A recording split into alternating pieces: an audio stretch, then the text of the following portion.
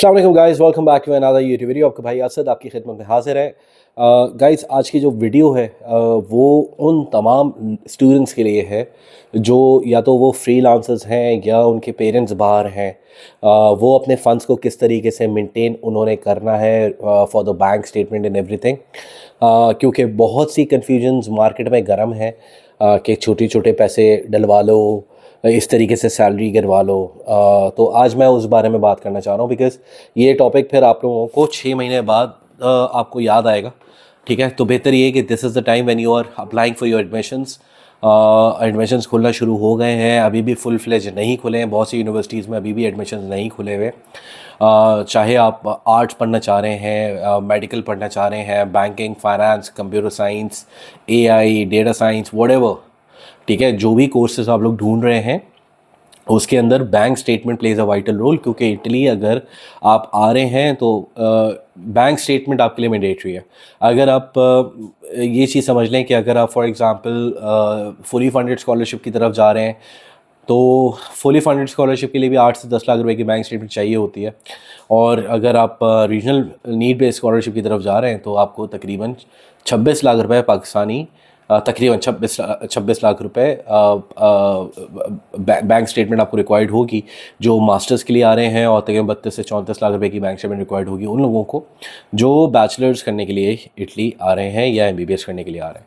तो coming back to the topic, ये हल्का सा ब्रीफ हो गया और इस पे टॉपिक पे अब मैं वापस आना चाह रहा हूँ कि देखो जो बच्चे सबसे पहले बैचलर्स की बात कर लेते हैं कि देखो जो बैचलर स्टूडेंट्स हैं वो अपने आप को सेल्फ स्पॉन्सर ना करें तो बेहतर है। क्योंकि अगर आप बैचलर्स के लिए आ रहे हैं, आपका 2 साल का गैप है, तो आपने वो वर्क वीज़ा के थ्रू अपने आप को जस्टिफिकेशन देनी है। खुद हम सिर्फ और सिर्फ सेंसस की बात करेंगे कि जब आप वीज़ा ऑफिसर के सामने आपकी फ़ाइल जाएगी तो वो आपकी फ़ाइल को किस तरीके से लेगा। अगर आप बैचलर स्टूडेंट हैं तो आपकी उम्र छोटी है, ठीक है, तो आपके पास इतनी दौलत कहाँ से आ गई। ठीक है, या तो आपने इंटर में, आप 11वीं में, 12वीं में आप जमात से आप काम कर रहे हैं free as a freelancer whatever. ठीक है, तो उसके प्रूफ्स अगर आपके पास हैं तो फिर सेल्फ स्पॉन्सर की तरफ जाएं, और अगर नहीं है तो बेहतर यही है कि अपने पेरेंट्स में से किसी को स्पॉन्सर शो कर लें। अक्सर सवाल ये भी आता है कि किसी के वालिदैन में से किसी के वालिद साहब का इंतकाल हो गया है, तो क्या करें। तो वालदा को स्पॉन्सर करें। अब वालदा के पास मसला ये आता है कि भाई उनके पास पैसे तो हैं लेकिन वो उसके जस्टिफिकेशन क्या बनाएंगे।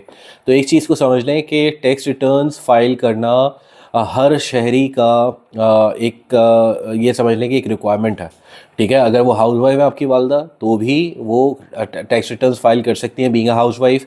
अगर उनकी नहीं है इनकम तो वो उनकी नो इनकम के ऊपर भी उनका टैक्स रिटर्न फाइल हो सकते हैं। तो इस चीज़ में क्यों कंफ्यूज होते हो आप लोग कि अगर मेरी वालदा काम नहीं करती है तो उनके टैक्स रिटर्न से अमाउंट कैसे जस्टिफिकेशन होगी। अमाउंट जस्टिफिकेशन करने के बहुत सारे रीजंस हैं, बहुत सारे तरीके हैं। कैश में हो सकता है, एसेट के अंदर हो सकता है।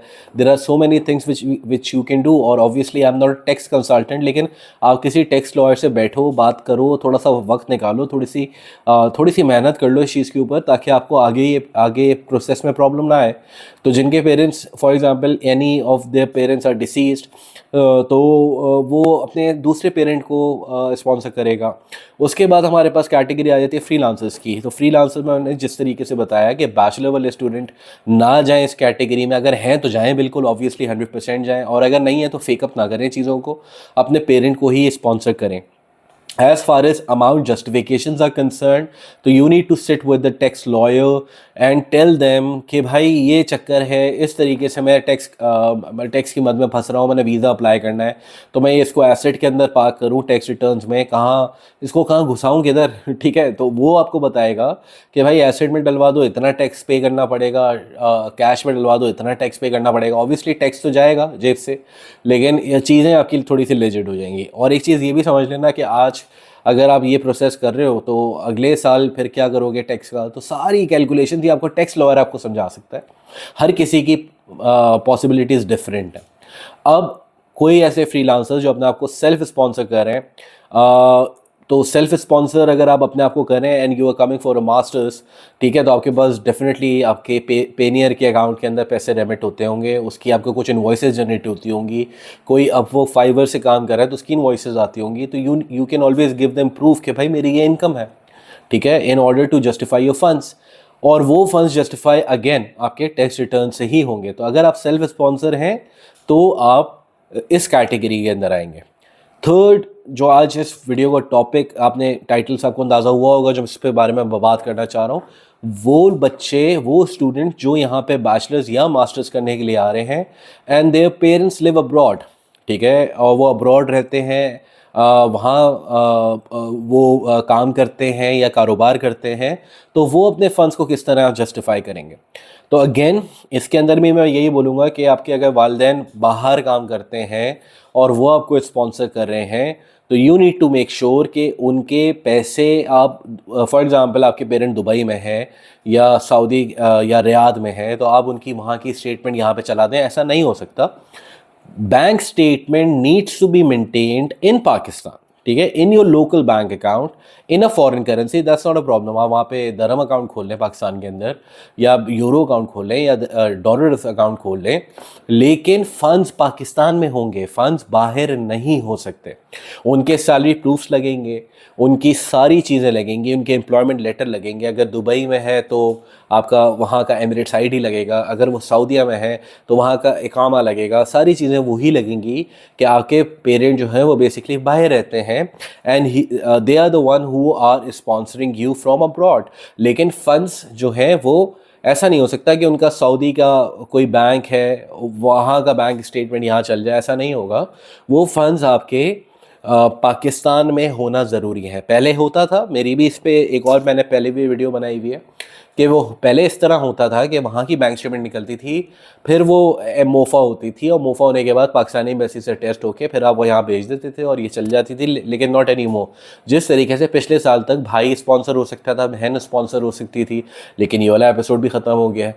अब इटली के लिए ख़ास तौर पर आपके पेरेंट ही आपको स्पॉन्सर कर सकते हैं, ठीक है।